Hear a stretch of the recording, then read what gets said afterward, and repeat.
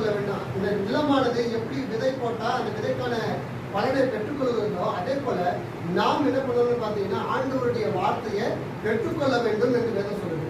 அப்போ நன்மையானவைகளை நாம் பெற்றுக்கொள்ள வேண்டும் என்றால் பூர்வமான நாம் ஆயத்தமா இருக்கணும். முன்னாடி நடந்த இழப்புகளை விட்டுவிட நாம் ஆயத்தமா இருக்கணும். இதுக்கு முன்னாடி நான் சரியான ரேங்க் எடுக்கல, இதுக்கு முன்னாடி எனக்கு சரியா படிப்பு வரலன்னு சொல்லிட்டு நம்ம அதே நிலைக்கு என்ன பண்ண முடியாது, வாழ்க்கையில முன்னேறி போக முடியாது.